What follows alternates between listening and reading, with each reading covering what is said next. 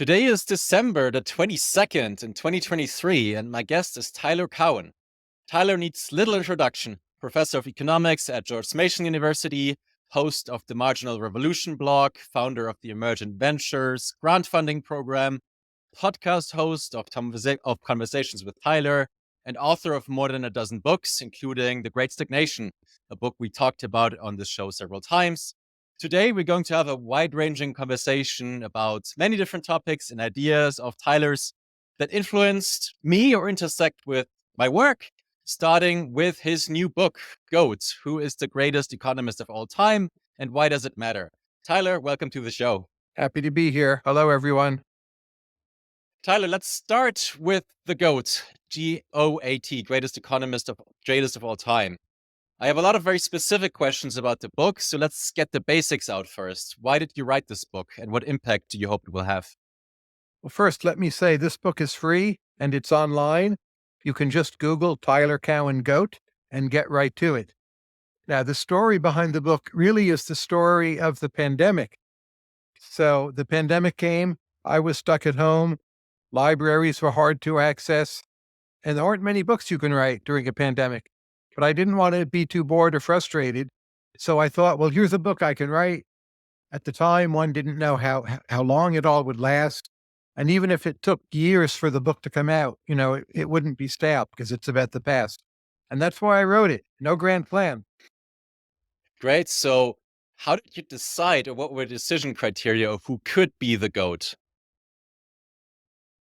Well, the people I consider at length are Milton Friedman, John Maynard Keynes, Friedrich Hayek, John Stuart Mill, Malthus, and Adam Smith. The person cannot have been too wrong. They needed to have original contributions, be historically important, have done some mix of both micro and macro, and done some mix of theory and empirical work. Now, those are pretty stiff standards. They actually rule out most people, but that was my starting point. So how is there a greatest economist of all time? Can you reveal that, or do people have to read the book? People have to read the book. The book is also loaded into GPT-4. So in addition to just reading the book in the normal way, you can ask GPT-4 questions about the book. This is on a website. And if you ask GPT-4 repeatedly, who does Tyler think is the GOAT? Each time it gives you a different answer. And I think that's the correct way for AI to be handling this matter. So there's a case for Adam Smith. He's the first. There's a case for Milton Friedman. He's the best economist of the lot. My personal favorite is probably John Stuart Mill, but they're all in the running. Yeah. The book reminded me a bit of Joseph Schumpeter's The 10 Great Economists. Have you heard about that book? Have you read it? Oh, of course, yes. I read that when I was quite young, and Schumpeter was one of the best read economists of all time. I think he read 9 languages, and his own very long book, History of Economic Analysis, has been an influence on me.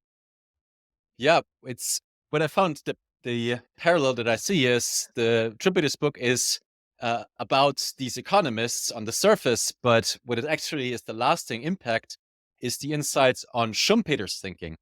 So do you feel there's something about that in the book as well? And what did you learn about your own thinking by writing the book? Oh, of course. And if you look at Keynes's essays and biography, they're biographies of other people, but most of all, it's a book about Keynes, right? So doing history of economic thought, you could say, is one way of being a narcissist. These were also books I had read as a teenager for the most part. And I just wanted to go back and see, what had I learned in the meantime? So I felt I've learned a lot. So I felt good about myself. That's maybe the way in which it's about Tyler Cowen. Okay. And what specifically did anything change in your perception, or what was the biggest change in your perception of any of these economists, or also kind of discovering some of your own ideas and how they influenced you going from your teenage age to now? Well, they're all considerably smarter than I had thought, even a few years ago. When you study them systematically and read through their work as a whole, which is not usually done, even if you read it all, you read it spread out over time, how carefully they thought about everything and tried to fit it into a general picture based on principles. And economists aren't that way anymore. So I would say Smith and Mill and Malthus, the early ones, went up the most in my eyes, actually. Very sophisticated thinkers, and not easy to classify, any of them. So because they touch on different areas. And they covered so much ground. If you read Mill's, I think it's 32 volumes of collected works, well, he writes about antiquity, and he writes about the French historians. He writes about women. He writes about Ireland, India, the land problem, taxation, poetry. He had an amazing grasp of so many different topics at a very, very high level. So what do you feel gives these thinkers that are very wide-ranging, like John Stuart Mill or Joseph Schumpeter, what gives them an edge? Is that they have command over like a specific area, sort of the microeconomics or the math or epistemology or something like that? I think they have many edges, also some drawbacks.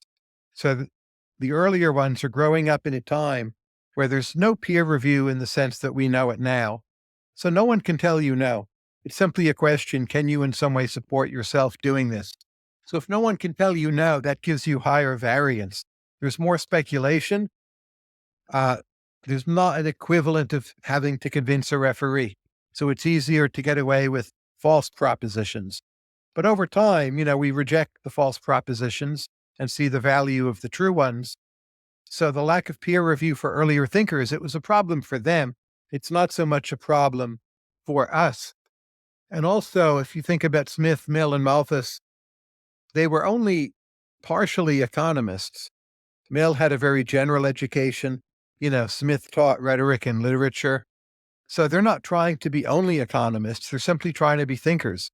And that's going to give them a big advantage in exactly doing that, being thinkers. So why do so few economists study entrepreneurs?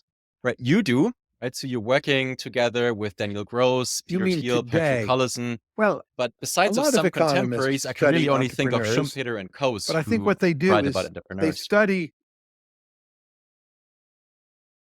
they study very narrow facets of entrepreneurs. They're constrained by the data sets they have and whether they can publish papers resulting from those data. So they'll come up with a very circumscribed question and try to produce a paper that is hard to object to.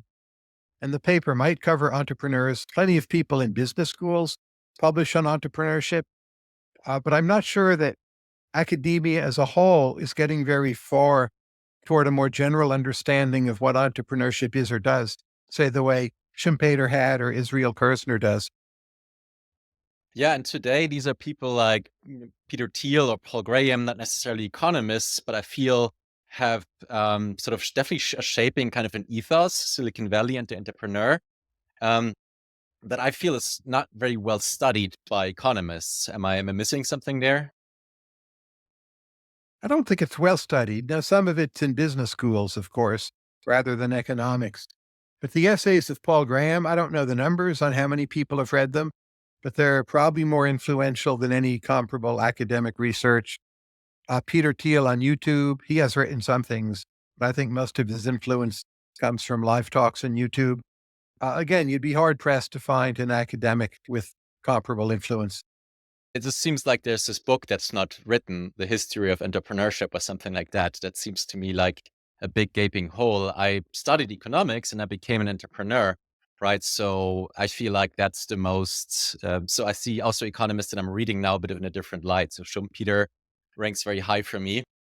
And I just feel, that this is kind of one of the biggest gaps in economics. Um, One thing that I was surprised about the book that you didn't mention was Ronald Coase. Why did you why did he make the list? Well, Coase is a great, great economist. But when you boil it all down, he has a bit more than 2 papers, but he doesn't have that many important papers. He doesn't have any book. And I just don't think he's a candidate for GOAT. He's a lock to be one of the top 20 economists of all time. The 1937 paper, Nature of the Firm, I think is important, but in some ways wrong. by drawing this sharp distinction between markets and firms and identifying firms with central planning. So one of his two main pieces, to me, is somewhat wrong.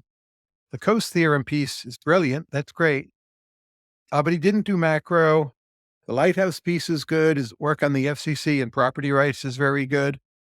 He's very, very important. But just in terms of span, I don't think he comes close, say, to Milton Friedman.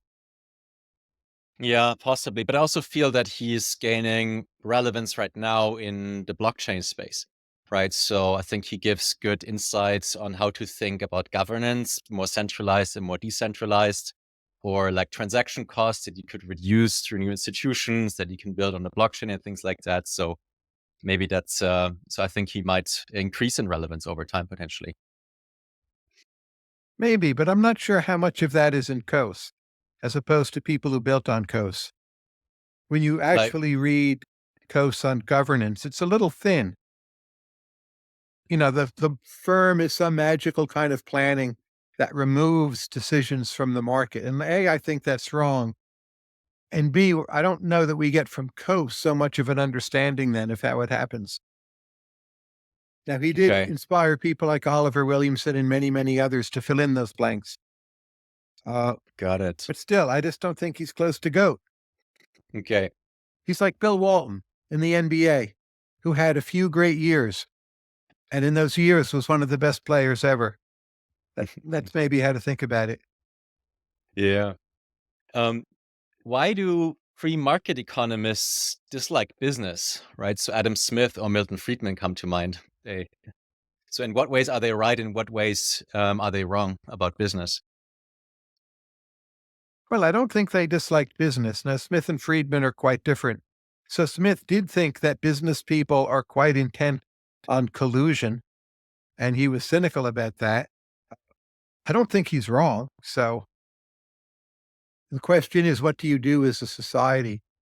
You learn to live with it, you remove barriers to entry, you encourage entrepreneurs, then you can very much live with it. You might want some limited degree of antitrust. Friedman, I think, was very pro business and pro business people. He had the strange idea that businesses should only try to maximize profit, which I don't think is, as a rule, defensible, even though in most particular instances it's a correct proposition.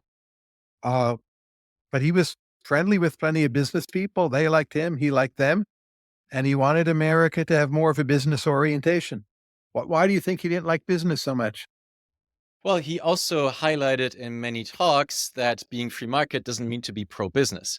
Also because building on Smith, he Oh, saw sure. businesses as colluding, as wanting kind of regulations that protect them and things like that. But again, that's true. I don't think it's any more true for business than, say, nonprofits or trade unions or many other institutions. But I don't think businesses are systemically better in that way. Just at the core of the other things they do, their essence is quite positive. Yeah. I mean, I came to think that Smith and Friedman or the general predisposition or expectation of collusion by businesses could be misplaced. It might apply in a small market, say taxi drivers, for example, right, where you can see everyone and you can beat up the one who makes a cheaper pricing offer that's falling out of line. But in a bigger, more anonymized market where the barriers to entry are easy, that kind of collusion can be easily undermined by someone who just doesn't cooperate with the cartel. Oh, sure. But again, there's two questions. One is, are businesses trying to collude? And I would say often yes. And then the other question is, how often do they succeed? And that's in a much more limited number of cases. But there's various studies of sectors when you look at pricing behavior. You look at, say, the American automakers in the 1950s, there seems to be pretty good evidence they were at least implicitly colluding with each other. And that collusion kept on breaking down. But as an account of motives, I don't think Smith is so wrong. In the case of Friedman, I think some of his attitude toward business was shaped by the fact that for decades, people told him he was an apologist for business, he was corrupt, he was selling out to business, and he simply wanted to say things to distinguish himself from having been in that position. Yeah, that's the impression I got from Friedman too. What is Friedrich Hayek's magic, right? So his writing is on the one hand abstract, like very German. But however, there's this deep truth that I feel he's capturing like nobody else about the difference between the real world and science, like the appreciation for the complexity of the real world. What gave him that insight? Was it military service, or what is it about him? I think what's special about Hayek is he's the person who has a very, very deep understanding of the continental Germanic traditions and a very deep understanding of what is special from the Anglo-American world. And he could put the two together.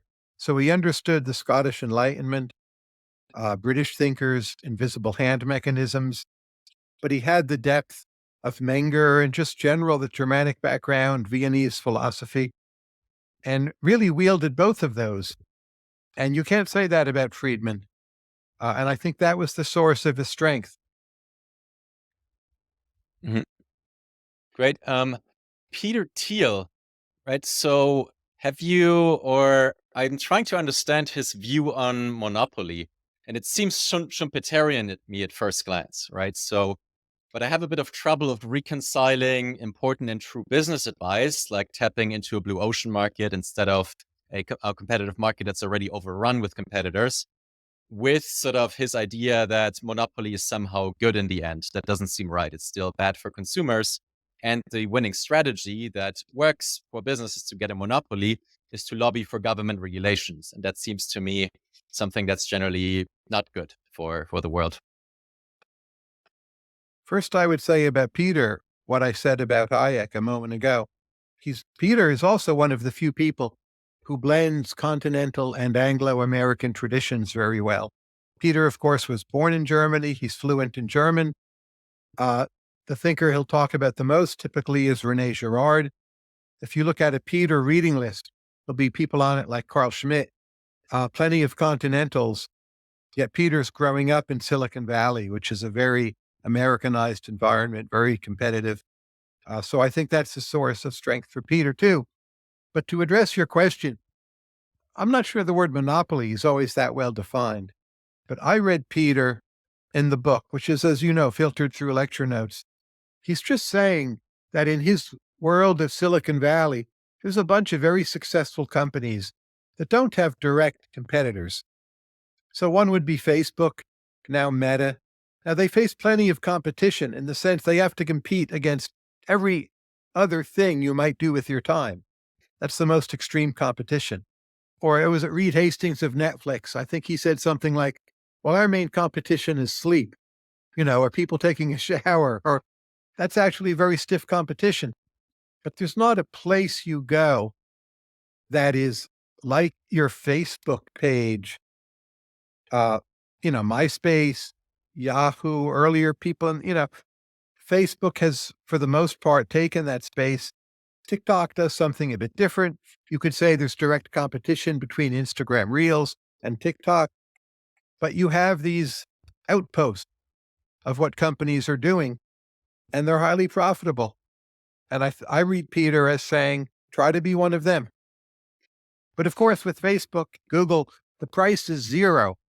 So it doesn't fit a traditional monopoly model. There's no price above marginal cost. There's no dead weight loss. They want as many people as possible to be using the product. So there's no restriction of output. So I don't want to call it a monopoly, but there's something unique and standalone about some of these services. Yeah, the network effects is commonly mentioned as the main advantage that they have. But yeah, from a Yes. monopoly theory, these should be easy barriers to entry to build a similar business.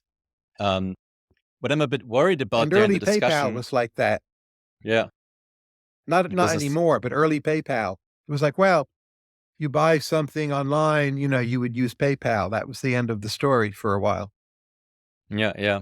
I mean, something we mentioned before also in the collusion argument, right? And you're saying, oh, we need limited antitrust. And that's just something that's coming up now again, right? So should these tech monopolies be regulated, right? Do you have a view on the debate? Well, right now they're already regulated by all of the laws in existence. So I don't think it makes sense for someone to say they shouldn't be regulated.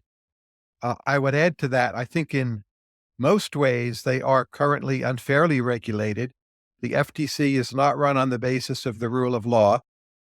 It pursues arbitrary cases against big tech companies because some of the people involved simply hate tech. It's unpredictable and unfair. And even a lot of the staffers at the FTC have thrown up their hands in despair because they think it's very badly run. So the influence of the FTC on the tech sector, I think, should be way, way smaller. If you look at the European Union, GDPR is a regulation of tech. It seems to me like it raises costs, limits entry, and is basically just a bad idea. It's not even a gain for the user. But I don't think it makes sense to say the correct answer is zero regulation. If tech products harm people in particular ways, regular laws should apply. Yeah, I mean, the question, that's the big question also of this podcast and why work, is how to do it, right? Because we're seeing that more often than is not the case that these regulations are actively harmful to innovation and consumers, right? So there's a theoretical, right, this kind of minimalist regulation would be better than no regulation, but in practice, that's not what we get. Correct. We get the FTC. Yeah. And I'd like to talk a bit more about regulation, and to set up that, can you let's talk a bit about your book, The Great Stagnation, because I'd like to know is the thesis of the book, and where are we today? Do you see signs of it abating? Would you rewrite some of it? Great Stagnation was published in 2011, and it made a very simple point, namely that since 1973, there had not been nearly as much technological progress as many people had believed. This is now a claim that has been rehashed, I think, literally millions of times. But when the book came out in 2011, this was considered outrageously false, and it was shocking. The book was a very successful bestseller.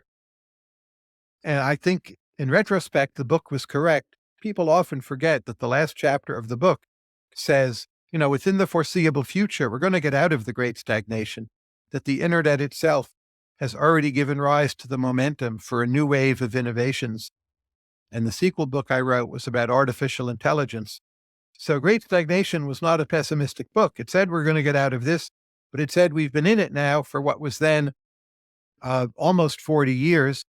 And if you look back on productivity numbers, how we now interpret them, how some of them have been revised, the Fed, the CBO, people have basically admitted that, yes, we were in a productivity slowdown. So you're saying we are getting out of this now? What signs of that do you see? Oh, I think we're already out of it. So first, the mRNA vaccines, which were a kind of technical miracle, they've saved millions of lives. They enabled economies to have recoveries rather than staying in recession. That alone has been significant. There are now pending vaccines against malaria, progress against sickle cell anemia. We have Ozempic and other weight loss drugs. Just on the biomedical front, in the last 3 to 4 years, we've seen incredible progress.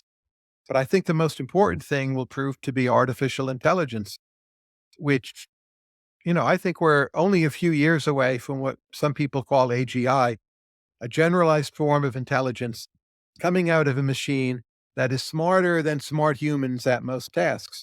And all of a sudden, we're on the verge of having this. That will speed up the rate of scientific advance, but it's an important service in and of itself. So the last 3, 4 years, in my opinion, we're clearly out of the Great Stagnation. And at least as we're speaking, which is very late in 2023, the published productivity numbers have been very high. Now, I would never trust any productivity numbers, in the short run. You need to see, is there a longer run trend that's going to last? But the numbers we have look quite positive. So very likely we're out of the Great Stagnation. Yeah, I mean, I'm always reading Eli Dorado's dashboard on total factor productivity. There doesn't seem to be a change yet, but it's definitely the long run version. Um, Keep in mind, a lot of the gains we've had, they come in the form of higher labor supply, N. So the vaccines mean fewer people die, more people go back to work. Those are very large effects. They don't show up in a TFP only measure of productivity. But if you look at any broader measures, how much more output have we produced relative to the counterfactual of no vaccines? It's a very, very large effect. yeah.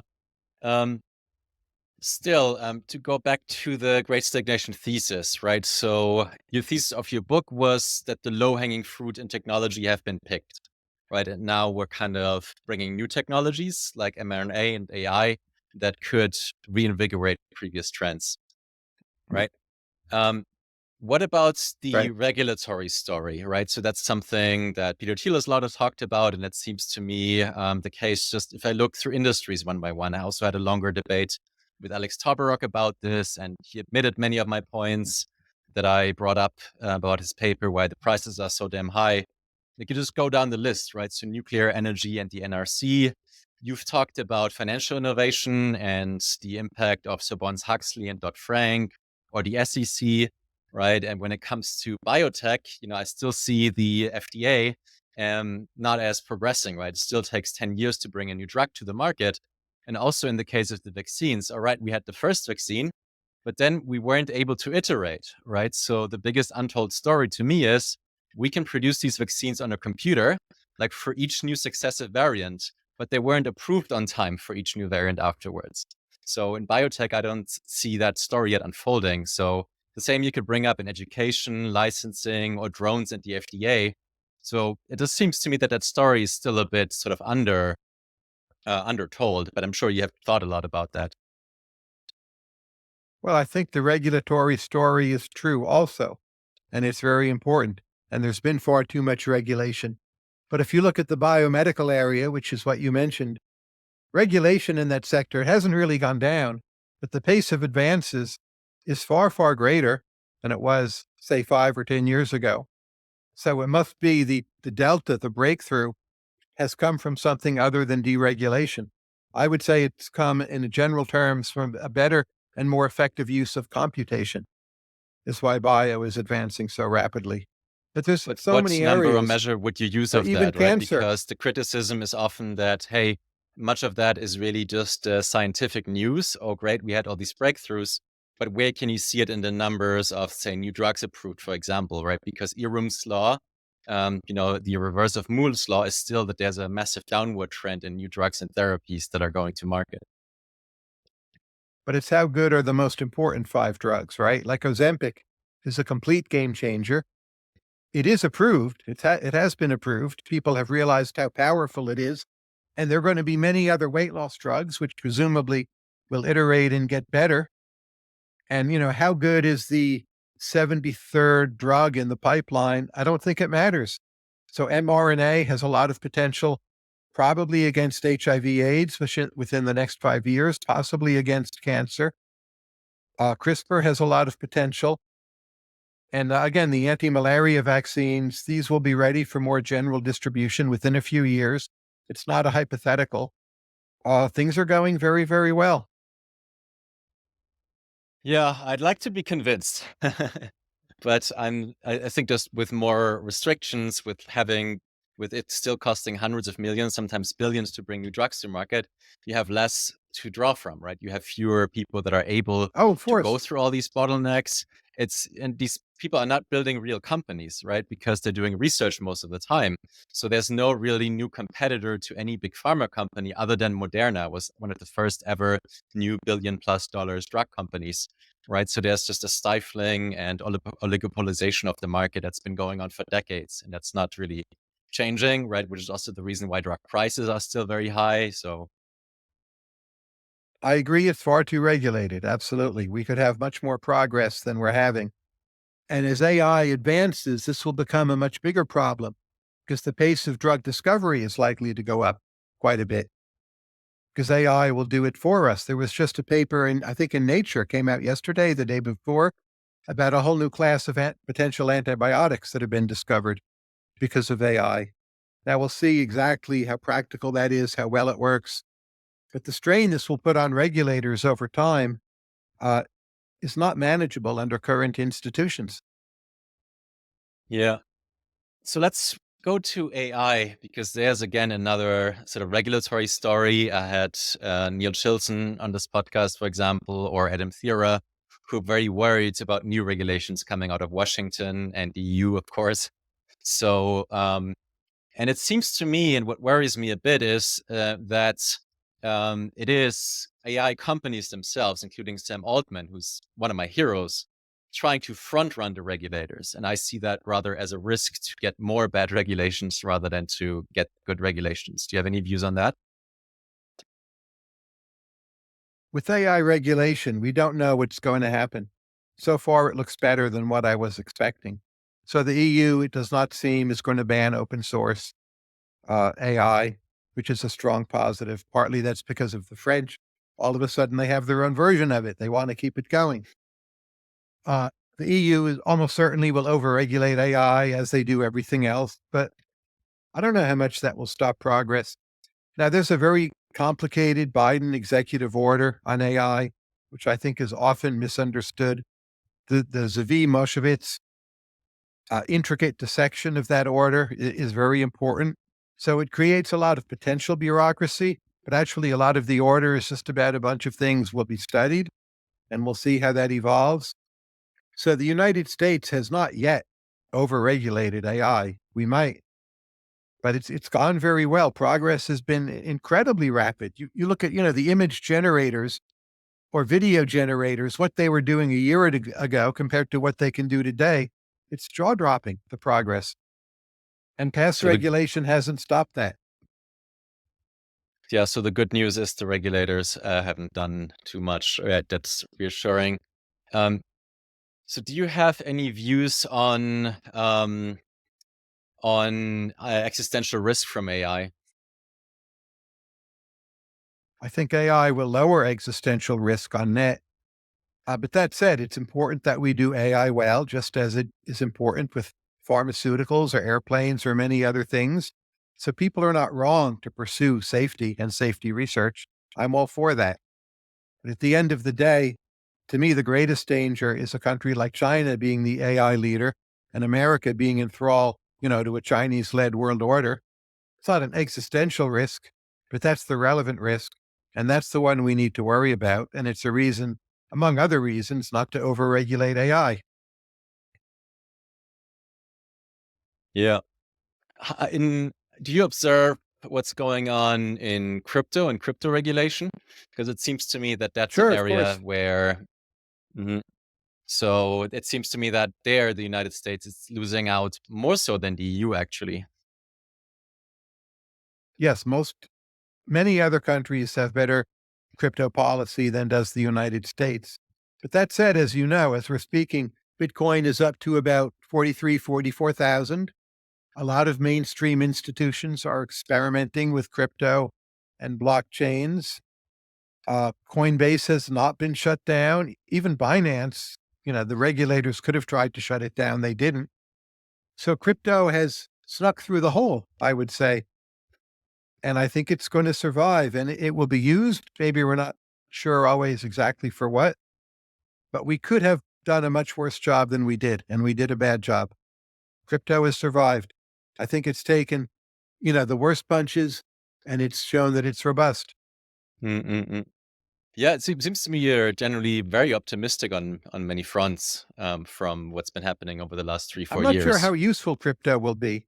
In Mhm. that sense, I'm uncertain about the degree of optimism, but I think it will be useful and I'm pretty sure it will survive. I'm not sure it will be a big deal in terms of raising human welfare. How so? What do you think? What makes you skeptical? Well, here's a few things I think crypto will be good for, and I'm happy about them, but I'm not sure how big a deal they are. So if you're in Venezuela or Argentina, for you, crypto is a big deal. But those uses of crypto don't apply to the United States or the EU. I think AIs will end up using Bitcoin or some form of crypto as their money to trade with each other. That will be convenient for the AIs. I'm not sure it's going to be, a 0.5% of GDP or even that much. And then you'll have people just holding crypto in their portfolios for risk diversification, speculation. I'm completely fine with that. But I don't think it's a massive improvement in human welfare. So I think we have to see what you can build on blockchains, whether those things are game changers. I don't think we know yet. Yeah. What about the monetary story? That it's kind of an insurance against government abuse. It doesn't allow governments to print money anymore. That's something that's a concern that many people have also raised about the United States, right? And the Fed policy I don't in buy that this year and story. last year. Why not? It's somewhat true, again, for places like Venezuela and Argentina, but they still are using the US dollar first and foremost. And if the dollar somehow weren't there, I think they would use the euro. Crypto prices historically have not been stable. Crypto, for most people, is difficult to use. So I don't think it's a serious currency competitor. And certainly for countries like the US, you look at all the asset prices you want. We're now back basically to 2% core inflation year to year. If you look at the numbers from this morning in late December. So, European Union, excuse me, I just don't see the inflation risk as being very high for many, many countries. So, what would be your bet for how long the United States or the US dollar keeps its exorbitant privilege as the world reserve currency? Do you see that not threatened in any way? Certainly for the rest of our lifetimes, there's some time horizon after which you just can't predict anything. But I don't see anything on the horizon that would dislodge it. Yeah, yeah. Perhaps not short term, but maybe medium or longer term, right? And then the argument is that crypto or Bitcoin or whatever is just better and just in its attributes, and that makes it censorship resistant, whatever, whatever. It can't be abused as easily, and it can also be seized and things like that. So that's what could be a long run thesis. What could make it really valuable, right? I Because if you don't have governments that are able to print money like they do, that could mean less wars, for example. There's a lot of different points packed into that. I view crypto and the US dollar-based financial system as complements more than competitors. I think what's in real danger are the currency systems of intermediate countries, which are not totally reliable. Again, Argentina would be an extreme example, but that will either dollarize, plus crypto or dollarize without crypto. And I think that's the trend we'll see is just fewer currencies because the dollar and the euro are reasonably well managed. And crypto, what's the future price behavior going to be like? And no one really has a handle on that. So why would you want to use it as a currency? So I didn't get one part you were cut out. What was the question? Was why would you use Bitcoin as a currency or something else? Well, crypto in general, we don't understand its price behavior very well, which is fine. It's part of a portfolio, you're diversified, but to use it as your whole currency, given price movements are maybe intrinsically non-transparent and very frequently volatile, I don't see why it's a serious competitor as a currency. Well, you could use stable coins in the interim, right? That's what me and most of my friends use. Well, that's great, but that's pegged to something else like the dollar, and it's only stable if the dollar's stable. So it's And that a gives you the time complement to the until, dollar-based system. there is cryptocurrencies that are less volatile, right? Well, the ones we get that are not volatile are pegged, which I'm fine with, and the ones that aren't pegged are volatile. And even when they're not volatile, like for some parts of time, Bitcoin prices don't move around a lot, but we don't have a good theory of why or why not. So with the dollar, you can look at the Fed, or the euro, you can look at the ECB and try to understand what's going to happen. There's no comparable set of models for crypto through which you can try to predict value. So again, I just Those don't think are they're in the being running as developed already, currencies. right? So there's already crypto fundamentals analysis. And of course, it's in the early stages. But once it's in a more mature stage, there's just much more data that you can use rather than Fed policy, which can be very much of a black box or intransigent. I think the Fed is pretty easy to predict. It said it wanted to go back to 2% inflation because voters wanted that. We went back to 2% inflation. They made a big mistake by letting it get so high. Some of that was unavoidable due to Ukraine war, pandemic. A lot of it was avoidable. Now we're back to where we want to be. It seems to me like a very stable, actually underrated system. Underrated system. Right. Mm-mm. Yeah. I mean, there's other use cases, but I mean, I've shifted most of what I do to crypto. It's just easier, more user friendly, more cross border things are possible. Once you become, especially an international entrepreneur, and you do things across borders, you just realize how fragile many of these systems are, right? I have in the banking system, wire transfers get constantly stuck for me. But even when I'm using US banks, And with crypto, I had more than a dozen like banking problems, even data breaches, everything. With crypto, I didn't have any of that, right? No breaches of data, no lost wire transfers. Like, I think people are underestimating how good the product already is in replacing many things and how the current financial system works and making it more efficient. Oh, I agree strongly, but so much of what you do is with dollars, or some of it might be with Honduran currency or other currencies, and crypto's a complement to those. And you want to be able to use all of those to conduct your business in the most efficient way possible. And that's what I think the future looks like. A pluralistic system, yeah, But yeah. in a way, it takes some pressure off the dollar if you can do some things with crypto. Mhm. There was one thing that fascinated me about diving deeper into the crypto world, meeting and talking to people like Vitalik Buterin and reading much of his work.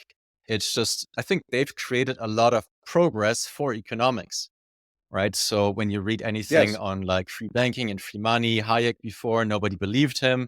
And any kind of, treatises on money, at least felt to me from my reading, all right, we don't really know that much about it. And now with crypto, with blockchain, with many of these innovators, it just seems to me we just have much more like real experience that informs how we can theorize about what money is and finance and things like that. It's embarrassing how little interesting mainstream monetary economists have had to say about crypto. I would say it's basically zero. It's this huge fleet of people, often at our top schools, with impeccable credentials, and it's been a complete strikeout. So that's embarrassing, right?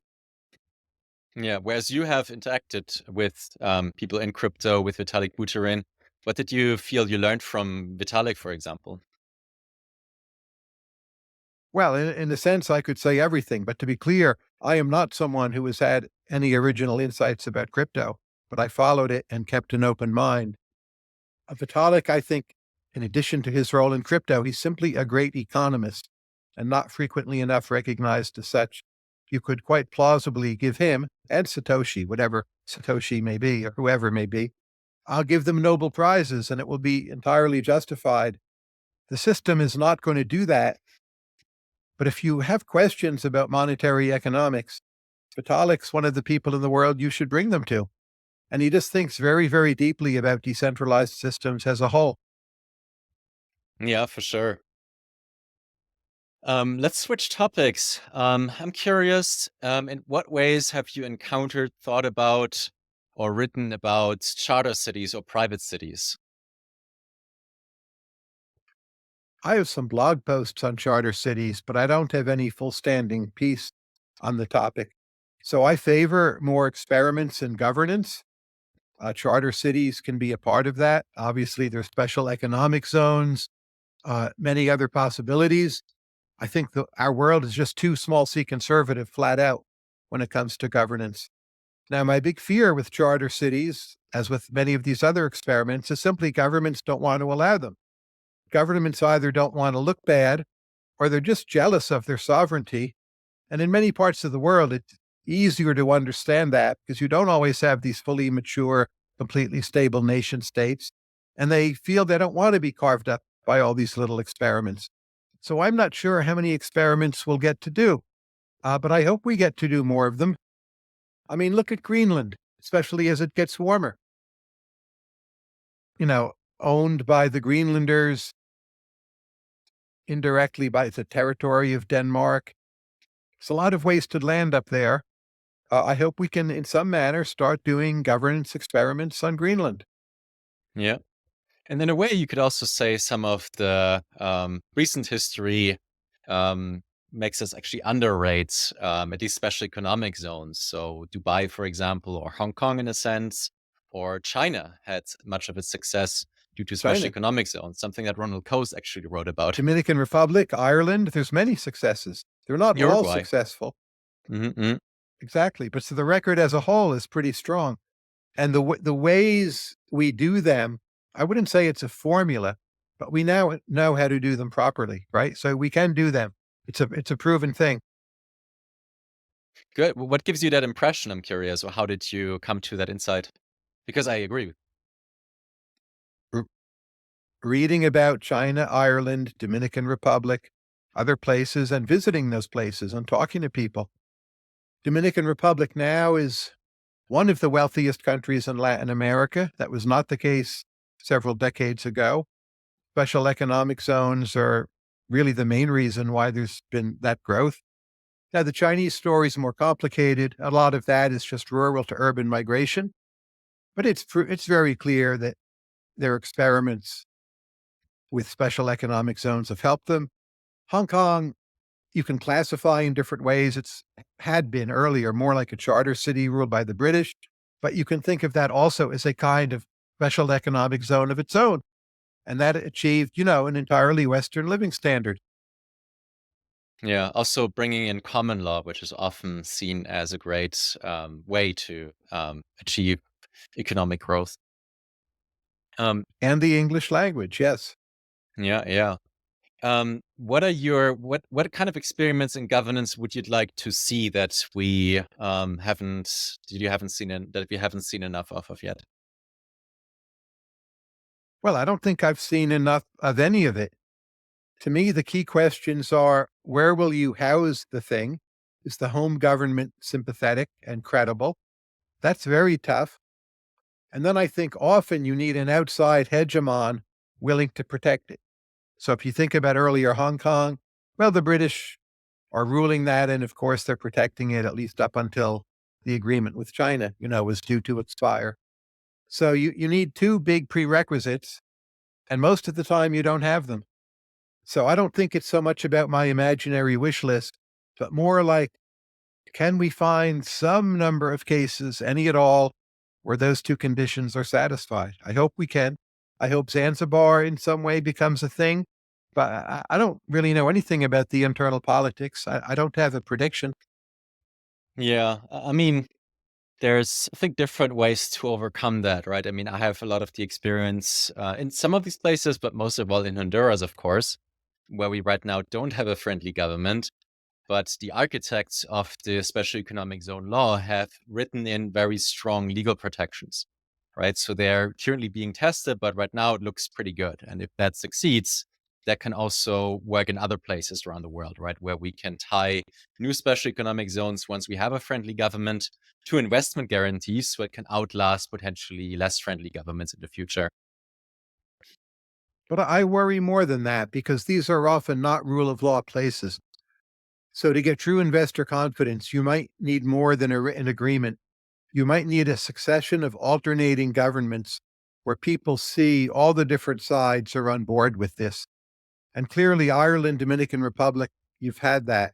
It's institutionalized. China's more complicated, but there actually had been a lot of turnover of power.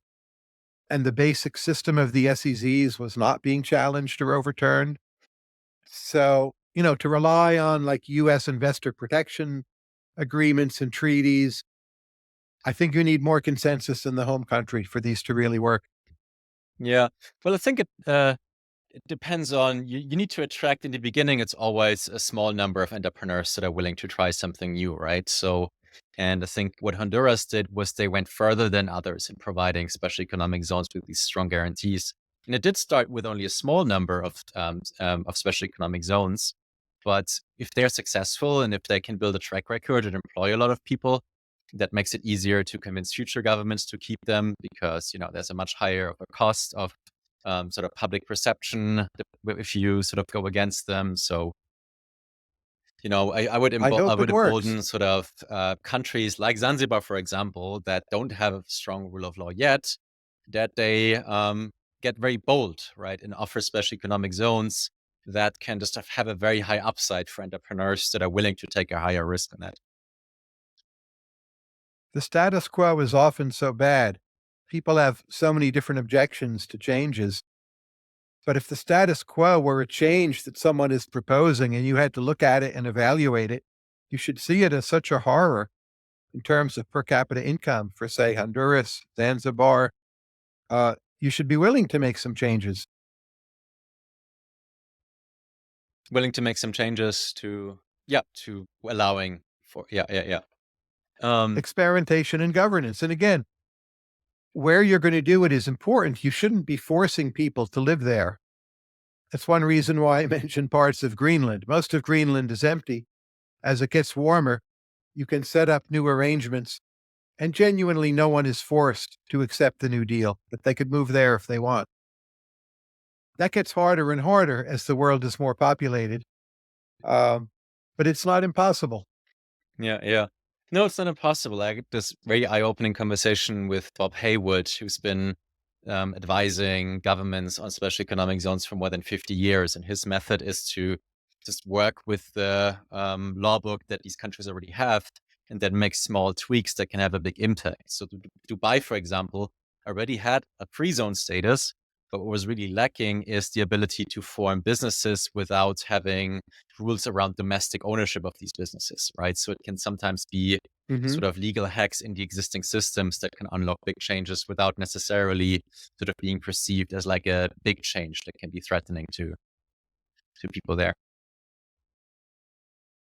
I think there's also an interesting set of interactions to be coming as the world depopulates. It's still a while away, but not in all places. More and more countries will start depopulating through a mix of low birth rates and outward migration. And that's going to open up lands. But I don't think many of these lands will be entirely empty. So there'll be this question, well, if you want a new experiment in governance, do you need the consent of everyone there? What if there's three people on the street corner somewhere who don't like it? Is it coercive toward them? Do you just have to go with what's better for a clear majority of people? But we'll have to rethink a lot about political order as the world depopulates. And I hope there's one upside that it will give us some room, again, to experiment some more. Great.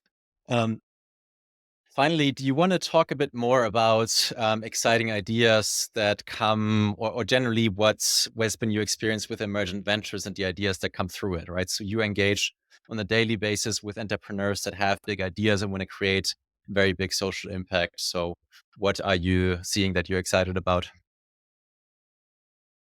Well, we've had about 6,000 applications, and we now have over 500 winners in many places around the world.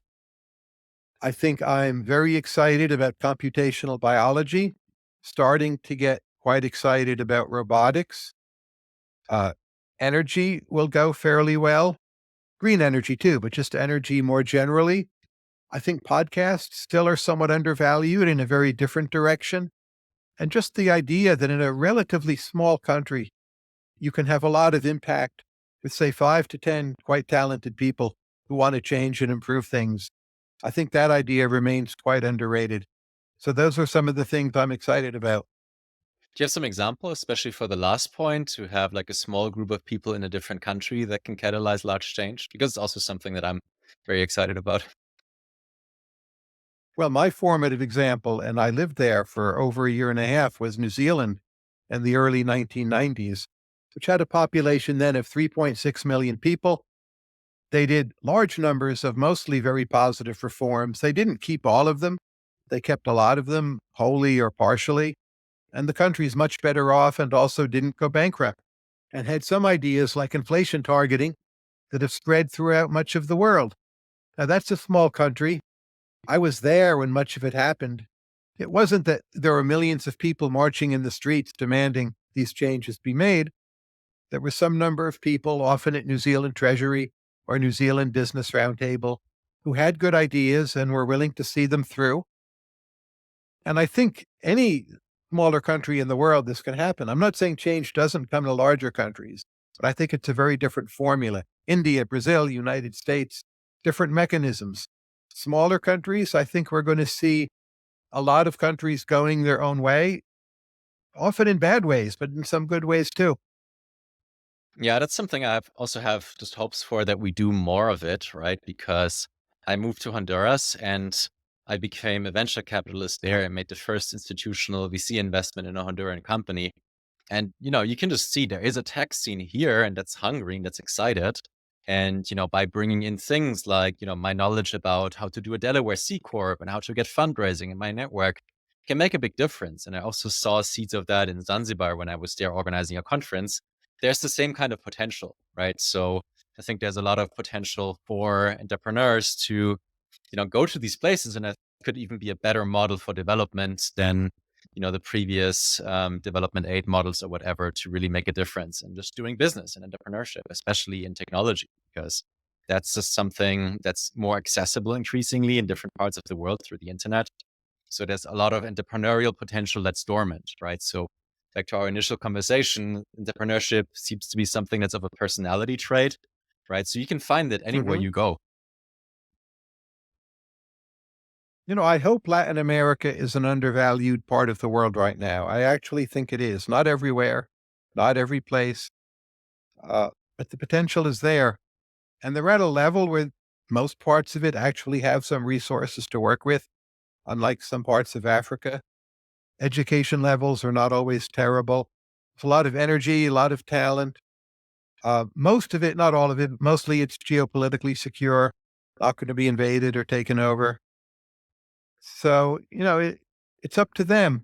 But Colombia, Argentina, Chile, El Salvador, I don't know enough about Honduras. I've been once, but I know less about Honduras than many other countries. Uh, there are definitely quite a few points with hope. Yeah, yeah. So that's great that you're hopeful in so many different fronts. And there's much to be built on. So that when it comes to many of the technologies that we talked about, entrepreneurship, but also economics, right? So I felt as an entrepreneur, economics was very useful, right? And I'm gaining an increasingly appreciation for it. Also, sometimes like you going back to the economists I read back then, and picking up lessons that I missed before that I now able to appreciate with more life experience. So Tyler, it was really amazing to have this fantastic and wide-ranging conversation with you. Is there anything else you would like to give listeners on the way in terms of drawing attention to some of your work? Well, just want to draw attention to the fact I'm visiting Prospera in January. We're now recording in late December. I'm looking forward to it. I'm not very well informed about Prospera or Honduras more generally, where I've only been briefly. I'll be reading more about Honduras, and I'm curious and I want to learn things. I think that's the most important thing for me to say. Yeah, fantastic. Happy to give you or to provide you with any of my insights or knowledge. And what you're referring to in January is an event that I'm organizing, a 2 month long biotech acceleration camp, basically similar to Vitalik Buterin's Zuzalu, right? So we're going to bring several hundreds of people, probably around 200 permanent residents, 500 people in total that are going to visit. So really looking forward to welcome you there, Tyler, and show you Honduras or show you Roatan, a beautiful Caribbean island, and what we're up to there. So thanks so much for coming on the show, Tyler. My pleasure. See you soon. Take care. Bye.